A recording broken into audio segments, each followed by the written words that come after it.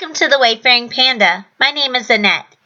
Today's video is part of a YouTube hop with Team Tiny, and the challenge is to make a Slimline holiday card.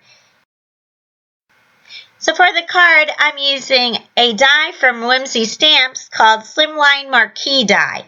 I started with a white card base cut twice as wide as the die, and then I folded that in half, and then I used red cardstock that I cut out with the die, and I started layering these because I wanted to make a shaker card.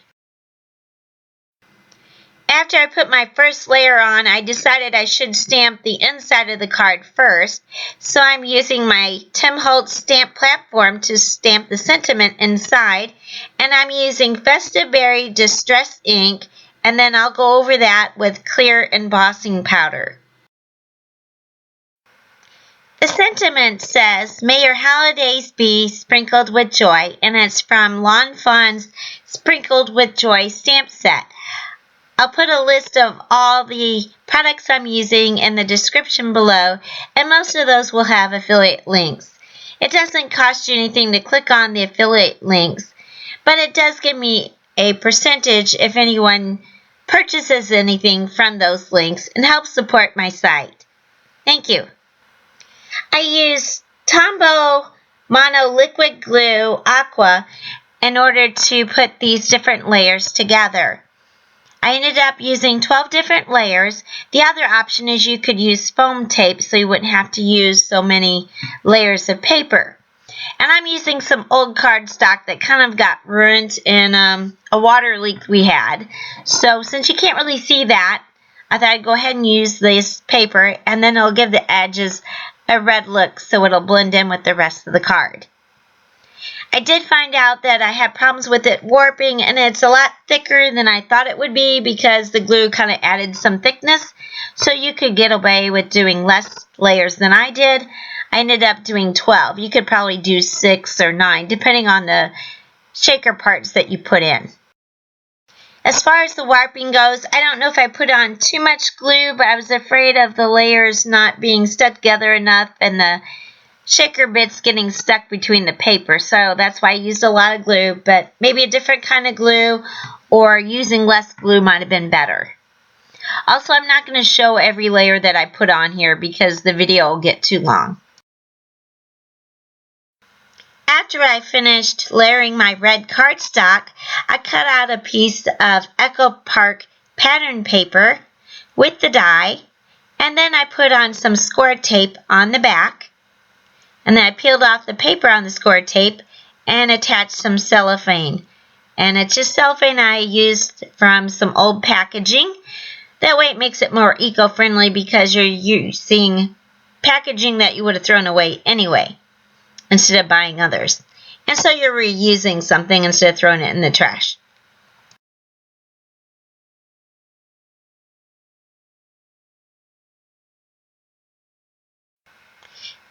Next, I put on some score tape over the cellophane so I can attach the card front over the top of my shaker wells once I get those filled up. I will be doing a giveaway with this video, so watch to the end to see the details about the giveaway.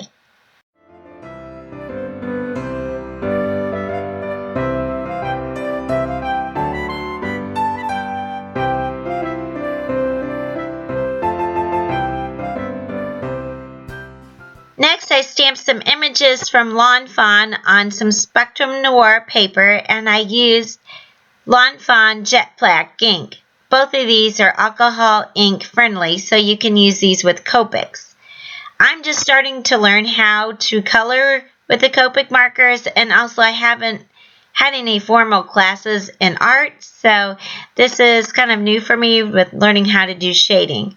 I'm going to cut out most of the Copic coloring because the video is getting very long. I'm using dots inside the glass jar to try to make it look like sprinkles, and I'm using a gray to kind of look like silver and some red.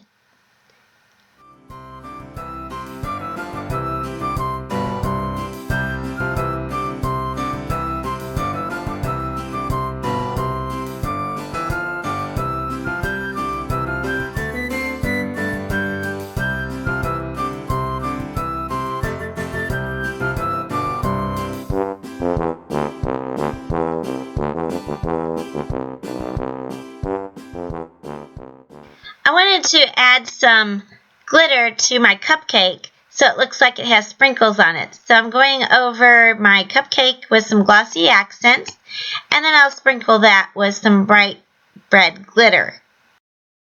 I didn't really like how this one turned out with the glitter, so I redid one of the other images that I colored. So you'll see a different cupcake in the final product. Next, I'm adding some shaker bits to the shaker wells.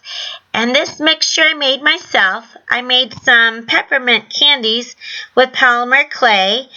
And I also mixed in some seed beads and sequins that are white and red and translucent. And then I also added some glass beads that kind of look like pearls. So they kind of look like those pearl candies that you put on cookies.